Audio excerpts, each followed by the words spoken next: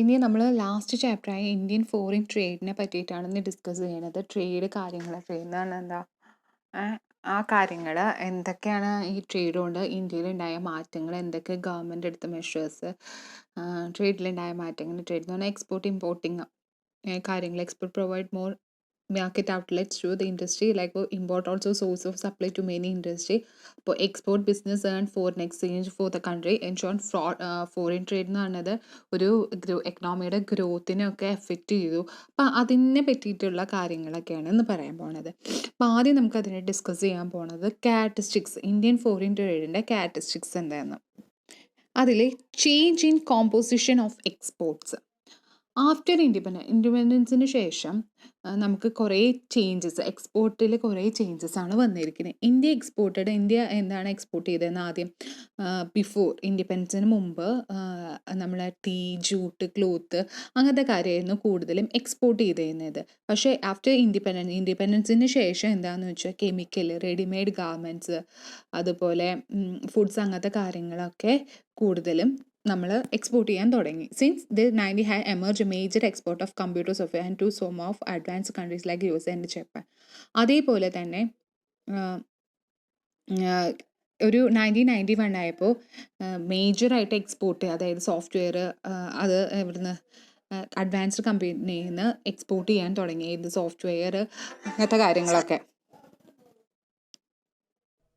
ഇനി change in composition of imports. Change in composition of imports എന്ന് പറയുന്നത് India import ചെയ്തത്, അതായത് മെഡിസിൻസ്, ഇൻഡിപെൻഡൻസിന് മുമ്പ് തന്നെ അവർ മെഡിസിൻസ് അതുപോലത്തെ കാര്യങ്ങളൊക്കെ ഇമ്പോർട്ട് ചെയ്യുന്നു.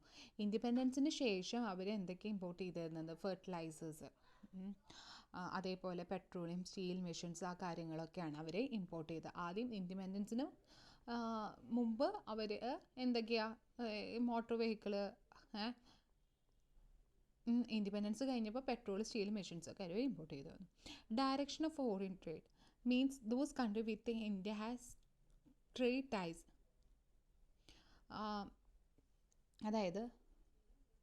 അതായത് നമ്മൾ മുമ്പായിരുന്നെങ്കിൽ കൊളാബറേഷൻ ഉണ്ടായിരുന്നു മറ്റേ countries. In other word, direction of foreign trade means country from which our input come and which our export go. Direction of trade എന്ന് പറഞ്ഞാൽ നമ്മൾ ഏത് കൺട്രിയിൽ നിന്നാണോ നമ്മൾ ഇമ്പോർട്ടിന് വരുന്നത്, നമ്മൾ ഏത് കൺട്രിക്കാണ് എക്സ്പോർട്ട് ചെയ്യുന്നത്. അത് ഇൻഡിപെൻഡൻസിന് മുമ്പായിരുന്ന സമയത്ത് Indian trade relation England and Commonwealth നേഷൻസിനായിരുന്നു. ഇപ്പോൾ ഇന്ത്യ ട്രേഡ് ചെയ്യുന്നത് ഡെവലപ്ഡ് ആയിട്ടുള്ള കൺട്രീസിനായിട്ടാണ്, അതായത് USA, റഷ്യ, ജപ്പാൻ, അതായിട്ടാണ് എന്തെന്നാണത് നമ്മുടെ ഡയറക്ഷൻ ഓഫ് ഫോറിൻ ട്രേഡ് നടത്തുന്നത്. ബാലൻസ് ഓഫ് ട്രേഡ് എന്ന് പറഞ്ഞത് ഇമ്പോർട്ട് എക്സ്പോർട്ട് ഈക്വൽ ആയിട്ട് പോകണത്, അതായത് വിസിബിൾ ഗുഡ്സിൻ്റെ ഡിഫറൻസിനെയാണ് എന്തെന്നാണത് ബാലൻസ് ഓഫ് ട്രേഡ് എന്ന് പറയുന്നത്. ഇവിടെ ട്രേഡ് നടത്തുന്ന സമയത്ത് എന്താ പറയുക, സർപ്ലസും ഡെഫിഷ്യൻസിയും ഉണ്ടാവും. സർപ്ലസ് എന്ന് പറഞ്ഞാൽ എന്താണ്, കൂടുതൽ ഇമ്പോർട്ട് ഉണ്ടാവുക. ഡെഫിഷ്യൻസി എന്ന് പറഞ്ഞാൽ നമ്മുടെ കയ്യിൽ നിന്ന് ഇങ്ങനെ പൈസ പോകും. അപ്പോൾ എല്ലാ കാര്യങ്ങളും ബാലൻസ് ചെയ്തിട്ട് പോവുക. എക്സ്പോർട്ട് ആയാലും ഇമ്പോർട്ട് ആയാലും ഇതാക്കുക, എല്ലാ ട്രേഡ് കാര്യങ്ങൾ ബാലൻസ് ചെയ്ത് പോവാം. ഡിപ്പെൻഡൻറ്റ് ട്രേഡ് എന്ന് പറഞ്ഞത് ബിഫോർ ഇൻഡിപെൻഡൻസിന് മുമ്പ് ഇന്ത്യൻ ഫോറിൻ ട്രേഡ് ഡിപ്പെൻഡ് ചെയ്യുന്നത് foreign shipping, insurance, banking companies ആണ്. അത് കഴിഞ്ഞിട്ട് ആഫ്റ്റർ ഇൻഡിപെൻഡൻസിന് ശേഷം cargo ship are being built in India. Banks are start take interest from foreign trade. ബാങ്ക്സും അതുപോലെ ഇൻഷുറൻസ് കമ്പനിയും ഫോറിൻ ട്രേഡിന് എന്താ പറയുക, ഇൻട്രസ്റ്റ് റേറ്റ് കൂട്ടി, അല്ലേ. ഇൻഷുറൻസ് നമ്മൾ ട്രേഡ് നടത്തുന്ന സമയത്ത് ഫോറിൻ നമ്മുടെ ഇൻഷുറൻസ് വെക്കുമല്ലോ ട്രേഡ് നടത്തുന്ന സമയത്ത്, ആ കാര്യം അതിൻ്റെ ഇൻട്രസ്റ്റ് റേറ്റ് കൂട്ടുകയാണ് ചെയ്തിരിക്കുന്നത്. ഇനി ട്രേഡ് ത്രൂ സീ റൂട്ട്സ്, അതായത് Indian foreign trade through sea റൂട്ടിലാണ് എന്തെന്നാണ് ഇന്ത്യൻ ഫോറിൻ ട്രേഡ് എന്നത്. India has little trade relation with neighbouring countries like Nepal, Japan. ഇനി അപ്പുറത്തെ കൺട്രീസ് ആയാലും നമ്മൾ കാർഗോ വഴിയൊക്കെ ട്രേഡ് കാര്യങ്ങൾ നടത്തേണ്ടത്, വിഴിഞ്ഞം ടെർമിനൽ അങ്ങനെയൊക്കെ പറഞ്ഞിട്ട് നമ്മൾ കേട്ടിട്ടില്ലേ. അപ്പോൾ അതാണ് സീ റൂട്ട്സിലൂടെ നമ്മൾ അത് ചെയ്യുന്നത്. ഡിപ്പെൻഡൻസ് ഓഫ് ഫ്യൂ പോർട്സുകൾ കുറവിനെ മാത്രമാണ് ഫോക്കസ് ചെയ്തേക്കുന്നത്. എന്താണെന്ന് വെച്ചാൽ Indian foreign trade through Chennai, നമ്മുടെ നെയ്ബറിംഗ് കൺട്രീസായ ചെന്നൈ, കൊൽക്കത്ത ആൻഡ് മുംബൈയിലൊക്കെയാണ് കൂടുതലും ഫോറിൻ ട്രേഡേഴ്സ് പോർട്ട് വഴി ട്രേഡ് നടത്തണം. അപ്പുറത്തെ നെയ്ബറിംഗ് കൺട്രി ഇപ്പോൾ ഓൾവേസ് ക്രൗഡഡ് ആണ്. We have only 12 major ports along the coast. Indian handle about 90% of overseas trade in India. ഒരു നമ്മുടെ നമുക്കൊരു 12% കോസ്റ്റിൽ, അതായത് ഇന്ത്യയിലെ ഒരു 12% പോർട്ടുകളാണ് നമ്മൾ കൂടുതലും നോക്കണേ. പിന്നെ ഇൻഡിപെൻഡൻറ്റിന് ശേഷം നമ്മൾ port like Candal, Cochin and Visakhapatnam ഒക്കെ നമ്മൾ കൂടുതൽ കൊച്ചി, വിഴിഞ്ഞം തുറമുഖം അതൊക്കെ കൂടുതൽ ഡെവലപ്പ് ചെയ്യുകയാണ് ചെയ്തത്. Less percentage of world trade, അതായത് നമ്മുടെ ട്രേഡ് അതായത് അത്ര വലിയ പോപ്പുലേഷൻ ഇല്ല, വേൾഡ് ട്രേഡായിട്ട് അത്ര വലിയ കാര്യമില്ല. കാരണം എന്താണെന്ന് വെച്ചാൽ ഗവൺമെൻറ് കുറേ ബെനിഫിറ്റ്സ് സ്കീംസൊക്കെ ഇറക്കിയിട്ടുണ്ട്. പക്ഷേ അത് പബ്ലിക്കിന് അത്രയ്ക്ക് കാര്യമായിട്ട് കൃത്യമായിട്ട് അറിയാത്തതുകൊണ്ട് ഗവൺമെൻറ് കുറേ സപ്പോർട്ട് കാര്യങ്ങൾ കൊടുക്കുന്നുണ്ട്. പക്ഷേ എന്നാലും തന്നെ നമ്മുടെ വേൾഡ് ട്രേഡ് എന്ന് പറഞ്ഞാൽ വളരെ കുറവാണ്. പിന്നെ increased share in gross GNI എന്ന് പറഞ്ഞത് gross national income. Foreign trade as significant contribution national income, അതായത് നമ്മുടെ ഫോറിൻ ട്രേഡ് എന്ന് പറയുന്നത് നമ്മുടെ ഇന്ത്യയുടെ നാഷണൽ ഇൻകത്തിന് ഒരു വലിയൊരു കോൺട്രിബ്യൂഷനാണ് നൽകിയിരിക്കുന്നത്. അതേപോലെ തന്നെ India's foreign trade contribution was 12% and rose to 29 in 2003-2004 അവർ കോൺട്രിബ്യൂട്ട് ചെയ്തേക്കുന്നത് ഈ നാഷണൽ ഇൻകം എന്ന് പറയുന്നത് 29% ആണ്. ഇനി value increase in value and volume of trade. The value of volume of trade imports and export increased മാൻഫോൾഡ്.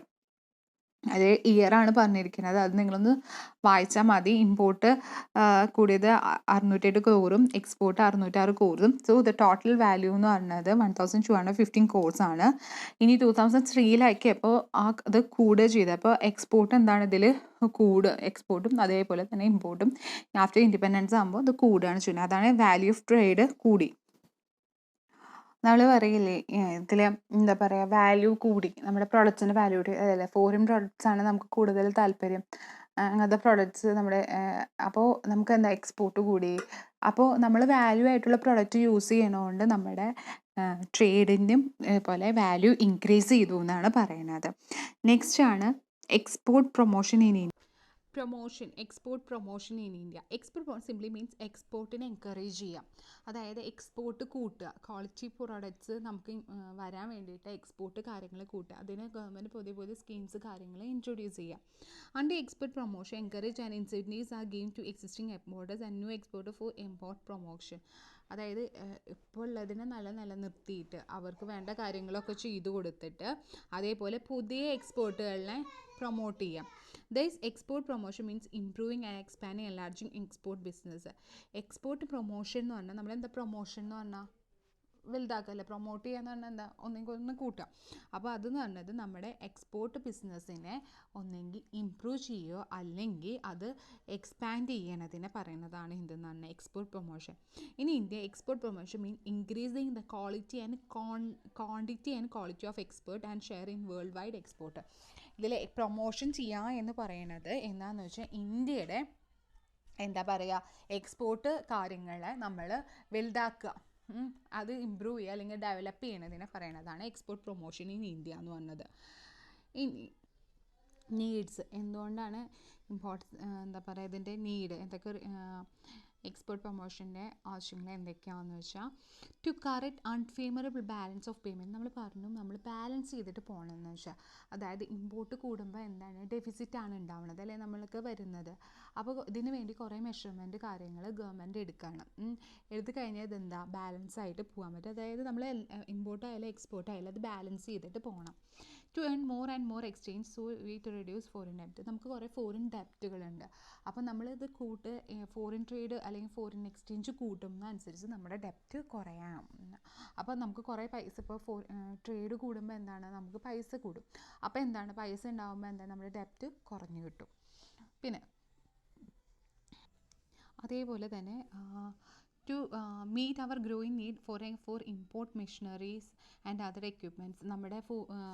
നമ്മുടെ ഗ്രോത്ത്, നമ്മുടെ ഇൻഡസ്ട്രിയിലെ ഗ്രോത്ത് കാര്യങ്ങൾ വേണ്ടിയിട്ട് പുതിയ മെഷീനറി കാര്യങ്ങളൊക്കെ വേണം. സോ അതുകൊണ്ട് തന്നെ നമ്മൾ ഇമ്പോർട്ട് കൂടിയേ പറ്റൂ. ഇറക്കുമതി ഇറക്കുമതി നല്ല മെഷീൻസ് വന്നാലാണ് നമ്മുടെ പ്രൊഡക്ഷൻ കൂടുതൽ. അപ്പോൾ അത് നമ്മളുടെ ഇന്ത്യ പ്രൊമോഷനെ ഹെൽപ്പ് ചെയ്യുന്നുണ്ട്. അതേപോലെ തന്നെ get international mark few new product being produced by innovative entrepreneurs. അതായത് ഇപ്പോൾ ഒരു എക്സാമ്പിളിലൂടെ വെർജിൻ ഓയിൽസ് കേട്ടിട്ടുണ്ടോ? വെർജിനായ തേങ്ങ വെന്ത വെളിച്ചെണ്ണ, അതുകൊണ്ട് പല ഗുണങ്ങളാണ് ഉണ്ടാവുന്നത്.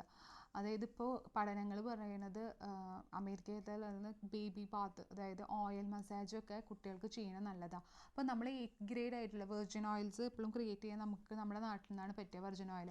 അത് അസുഖങ്ങൾക്ക് നല്ലതാണ്. വെന്ത വെളിച്ചെണ്ണ അസുഖങ്ങൾക്ക് നല്ലതാണ്. കുക്കിംഗ് ചെയ്യണേക്കാൾ കൂടുതലും ഈ അസുഖങ്ങൾക്ക് തേങ്ങ ചിരകിയിട്ട് അത് വെണ്ണയാക്കണം. അപ്പോൾ ഇങ്ങനത്തെ ഓരോ ഇന്നോവേറ്റീവ് ആയിട്ടുള്ള ഐഡിയാസ് നമ്മുടെ ഓണർപ്രണേഴ്സ് എടുക്കുമ്പോൾ അത് നമ്മൾ എക്സ്പോർട്ട് ചെയ്യുമ്പോൾ അതിലൂടെ നമുക്ക് ലാഭമാണ് ഉണ്ടാവുന്നത് അല്ലേ. അവരുടെ കയ്യിലില്ലാത്ത കാര്യം നമ്മൾ എക്സ്പോർട്ട് ചെയ്യുകയാണ്, അപ്പോൾ അതോടെ നമുക്ക് ലാഭമാണ് ഉണ്ടാവുന്നത്. പിന്നെ ഉള്ളതെന്ന് പറഞ്ഞത് economic self sufficient and the ensure sustainable economic development of നമ്മൾ സ്വയം പ്രവർത്തരാക്കുക, മറ്റുള്ളവരെ ആരെയും ഡിപ്പെൻഡ് ചെയ്യാണ്ട് നമ്മളെ എഫിഷ്യൻസി കാര്യങ്ങൾ കൂട്ടുക.